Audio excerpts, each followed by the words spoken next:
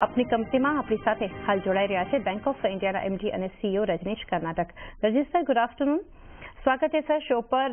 सबसे पहले सर जानना चाहेंगे असेट क्वालिटी के ऊपर एक सर व्यू, क्योंकि जो एक इम्प्रूवमेंट हम देख रहे हैं यहाँ पर, जैसे नंबर्स Q4 में आए हैं, ग्रोस एनपीए 3.27% और क्यूक्यू बेसिस, नेट एनपीए में एक इम्प्रूवमेंट, सर कैसे देख रहे हैं और आगे इसको लेकर क्या व्यू आप शेयर करना चाहेंगे ऑन असेट क्वालिटी?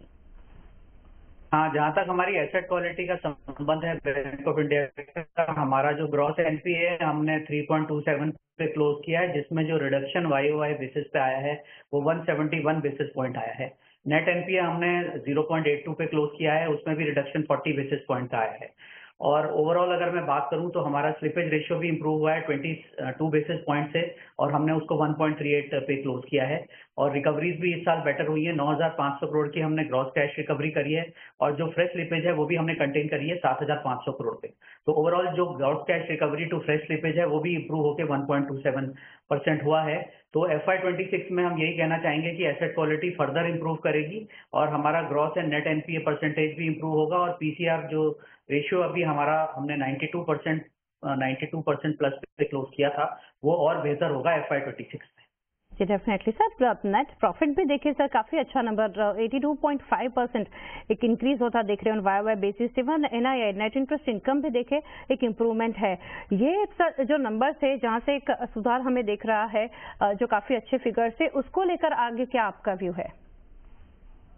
तो नेट प्रॉफिट हमारा इंप्रूव हुआ है 45% से ऑन अ वाई बेसिस, और हमने अपना नेट प्रॉफिट 9,200 करोड़ पे क्लोज किया है, जो कि पिछले साल 6,200 करोड़ था। ऑपरेटिंग प्रॉफिट भी हमारा 17% से वाई बढ़ा है। अगर आप हमारी नेट इंटरेस्ट इनकम देखेंगे, एनआईआई देखेंगे, तो उसमें भी हमारा 6% का ग्रोथ हुआ है, और इंटरेस्ट इनकम में नियरली 16 to 17% का ग्रोथ हुआ है। तो ये सारी चीजें देखते हुए अगला साल भी बेहतर होगा, FY26 इससे बेहतर होगा। और अदर इनकम में भी हमने अच्छा इंप्रूवमेंट किया है, और वहां पे भी अच्छी ग्रोथ आई है on a Y basis.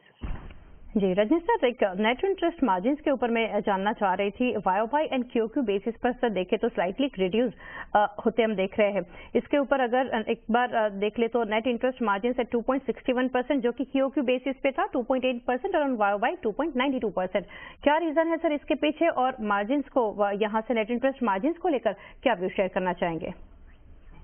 Quarter basis पे जैसा आपने सही कहा वो थोड़ा सा डिप दिख रहा है, बट अगर हम मैक्रो पिक्चर देखें बैलेंस शीट की, तो वाई बेसिस पे हमारा नेट इंटरेस्ट मार्जिन जो है 2.82 पे क्लोज हुआ है, और जो वाई में डिप आया है वो सिर्फ 15 बेसिस पॉइंट का आया है।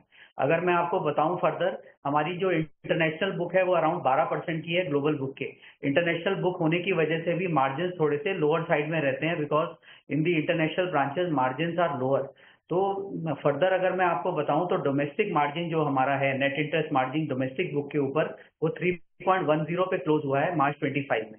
ये थोड़ा सा प्रेशर इसलिए भी है, सारे बैंक में प्रेशर आ रहा है because of the cut in the repo rate which has happened. तो 2 कट ऑलरेडी आ चुके हैं, एक फरवरी में आया है 25 बेसिस पॉइंट का, और एक अप्रैल में आया है 25 बेसिस का। जो ट्रांसमिशन ऑफ डिपॉजिट रेट है that will take some time, because most of the FDs are for the tenor of 6 months, 9 months and 1 year। उसको रिप्राइसिंग में थोड़ा टाइम लगेगा। तो फरवरी वाला जो रिप्राइसिंग है सितंबर एंड तक हो जाना चाहिए, तो H1 तक हो जाएगा। और अप्रैल की जो रेपो कट है उसकी जो ट्रांसमिशन और रिप्राइसिंग है that should come around October. तो by the end of the half year HY of this financial year, most of the transmission in deposit side will happen. By that time we expect that the NIMs to normalize. Correct sir. और sir आगे जाना चाहेंगे, यहाँ से bank के जो global advances and domestic advances है उसमें भी ग्रोथ देख रहे हैं, उसके लिए सर क्या गाइडेंस रहेगा for the same and also for overseas advances? या जहां तक एडवांसेस की गाइडेंस की बात है, हमारी ग्लोबल क्रेडिट की गाइडेंस है अराउंड 12 to 13% FY26 में।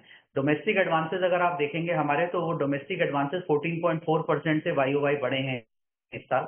उसके अंदर अगर आप रैम एडवांसेस देखेंगे, रिटेल, एग्रीकल्चर एंड MSME, उसमें अराउंड 18% की ग्रोथ हुई है वाई बेसिस में, जिसमें रिटेल एडवांसेस अराउंड 20% से बढ़े हैं, एग्रीकल्चर 16% से बढ़े हैं, और MSME एडवांसेस 18% से बढ़े हैं। FY26 में भी इसी तरह की हम ग्रोथ देख रहे हैं। और ओवरऑल हम, जैसा कि मैंने कहा कि ग्लोबल एडवांसेस में हम लोग 12 से 13% की गाइडेंस दे रहे हैं, और जो रैम बुक है वो 57 to 58% के अराउंड रहेगी, और कॉर्पोरेट बुक 42 to 43% के अराउंड रहेगी। जी sir, Rajni sir, couple of things जो लास्टली मैं जानना चाहूंगी, एक तो है लोन ग्रोथ कैसा रहा, उसको लेकर क्या गाइडेंस है, if not in terms of number but वो कैसा रह सकता है, और कॉस्ट ऑफ डिपॉजिट ग्रोथ वो कैसे देख सकते हैं?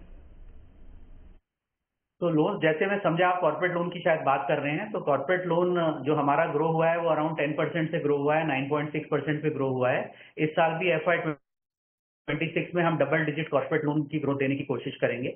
जहां तक मैं बताऊं कि हमारे क्रेडिट ग्रोथ कैसा रहा था, तो हमारी इस टाइम पर भी एज वी स्पीक हमारी जो कॉर्पोरेट क्रेडिट की पाइपलाइन है वो करीब 60,000 करोड़ की है, which is nearly 11% of our global loan book. वो काफी रोबस्ट है। लास्ट ईयर हमने सैंक्शन 1,10,00,000 करोड़ के करीब कॉर्पोरेट सैंक्शन करे हैं, जिसमें से अभी जैसा कि मैंने बताया 60,000 करोड़ अभी डिसबर्सल बाकी है, जो आने वाले 2 क्वार्टर्स में होगा। तो जो क्रेडिट ग्रोथ है वो काफी रोबस्ट रहेगी। 12 से 13% we will be easily able to achieve the overall credit growth in the system. जहां तक डिपॉजिट की ग्रोथ की बात है, वहां पे भी 11 to 12% की हम ग्रोथ की बात देख रहे हैं, और 4.90% हमारा कॉस्ट ऑफ डिपॉजिट है, क्योंकि रेपो रेट कम हो रहा है और ट्रांसमिशन जैसा कि मैंने बताया कि अगले 6 महीनों में होएगा because of repo rate cut. तो जो कॉस्ट ऑफ डिपॉजिट है वो 4.90 से फर्दर नीचे जानी चाहिए, नंबर 1। नंबर 2, हमने स्ट्रेटेजाइज भी करा है कि हम इस साल कासा पे ज्यादा ध्यान देंगे, कासा डिपॉजिट पे, करंट एंड सेविंग पे। तो हमारी कासा की ग्रोथ होनी चाहिए जिससे कॉस्ट ऑफ डिपॉजिट कम हो, और हमारा रिटेल टर्म डिपॉजिट पे भी हम फोकस कर रहे हैं जिससे ओवरऑल कॉस्ट ऑफ डिपॉजिट कम हो। और बल्क डिपॉजिट हमारा, जैसा कि हमने अपनी प्रेजेंटेशन में भी दिया है, मात्र 14% है, इनफैक्ट विद इन 14% है।